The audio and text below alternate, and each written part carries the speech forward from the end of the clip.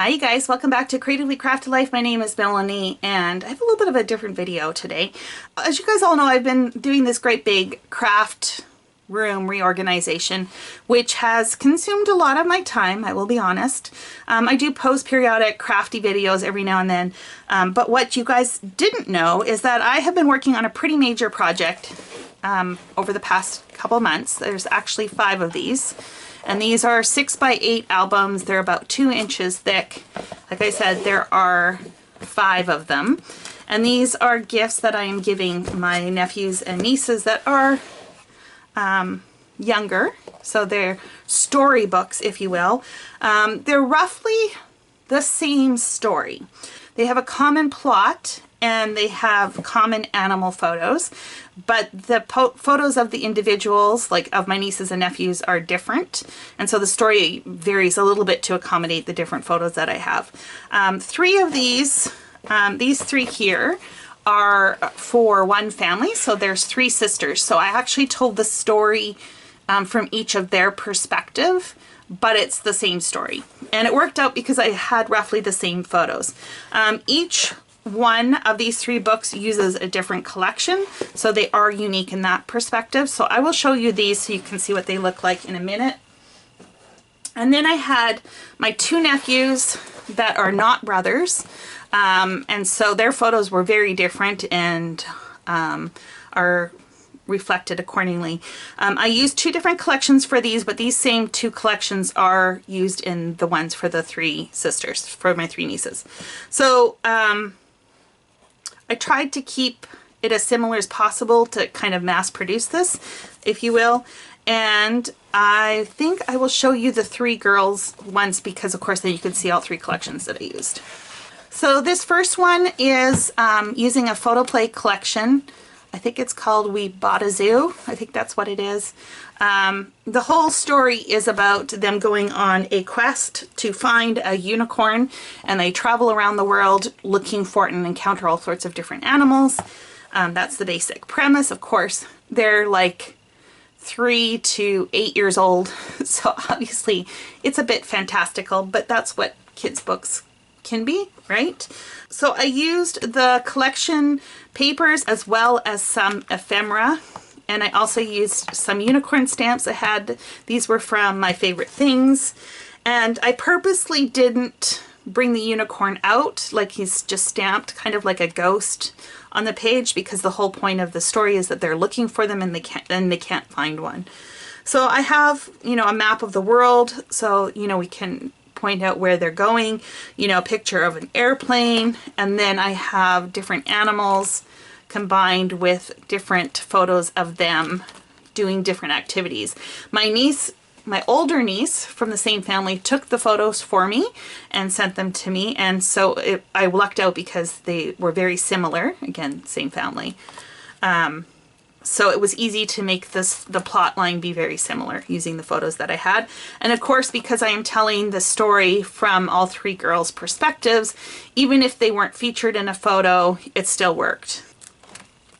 So usually it was some sort of, I tried to stagger pictures of animals with pictures of them to kind of keep the story moving along. I have a lot of space, blank space, and I'm okay with that. I did type out the story and used white paper on top, and that's just so that it would be easier to read. It is intended to look like a journal or a scrapbook, even though it is a storybook. That's just, you know, that's what I was going for. I stamped all of the labels for the different animals using an old Stampin' Up! Set.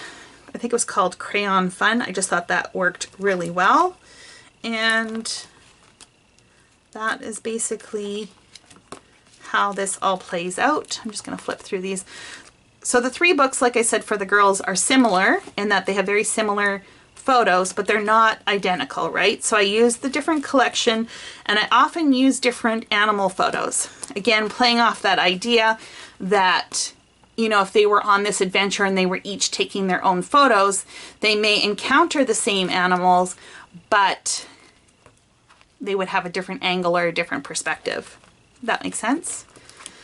Anyway, so that is how the book plays out. It is a bit of a lengthy story. I'm not sure if my siblings will appreciate having to read this to them. So I have actually recorded me reading the book.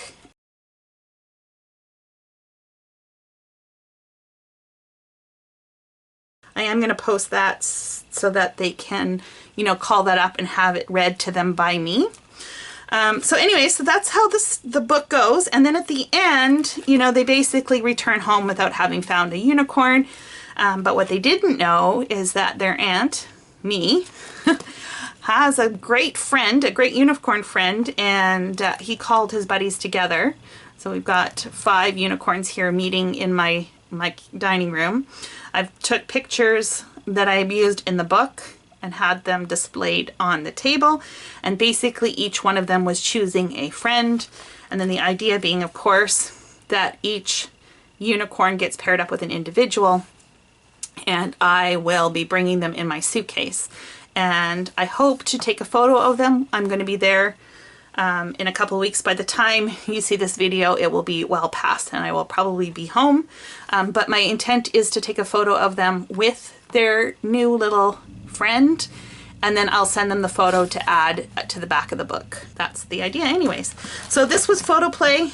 Super cute. This one I used Cartabella. I think it was Cartabella. I think it was one of those Stephen Duncan ones. I'm going to flip through this pretty quickly just so you can see some of the images in the collection and the paper and how it all came together. But like I said, the story was the same one. You'll notice the pictures are very similar. So here's an example of me switching things up. So in this part of the story, this was the book I just showed you. This was Carrie's book, and it has a giraffe, but it's a completely different photo than this one. So again, I'm just trying to keep things different between them to make their book still somewhat unique to them, but yet still having the story connect. I thought it was kind of fun. This is such a cute collection. I think I bought it like twice because it's so cute. Okay, so we're just gonna flip through this. Look at this chameleon. So cute. I did try to pair up some of the like images with the animals where I could, but it didn't always work out that way. You know, I just didn't have something in the collection. You know, here's like monkeys. You know, there's no monkeys in this photo, but that's okay. It's just meant to be a fun little story. So I did try my hand at photo editing. I've actually never really done this before. I think I did an okay job. Definitely is a skill that I would need to practice. So for instance, in this particular photo, this Tasmanian devil was taken at the LA Zoo on this log. But this background is actually at a national park in Australia. I didn't see the Tasmanian devil there, but I thought this would be a better background than the zoo. You know, most of the pictures that you are seeing here are taken at a zoo, and I just, you know, either creatively cropped them or tried to pick ones that didn't look overtly, you know, like they were in a zoo, if you will. Okay, so that was the Cartabella collection. And then the last collection, which I actually happen to think is my favorite, is by Doodlebug. I recently talked about that in one of my organizations, that I think Doodlebug's adorable, but doesn't really normally fit my aesthetic. But it worked perfectly for this particular collection. I had a lot of stuff, and I think that's why it lent itself to being my favorite. One of the 12 by 12 pages I had was this kind of jungle picture, which was so cute. I couldn't bear to cover any of it up, so I actually added the story, the introduction to the story, on the left-hand side. But you'll notice again, lots of similarities between the different books, just swapping out photos and embellishments. You know, like something like this, for instance. Of course, these are supposed to be signs for a zoo. So anything that referenced a zoo, I strategically added the journaling over top of it, so it just shows animals. And I think that still makes it work okay.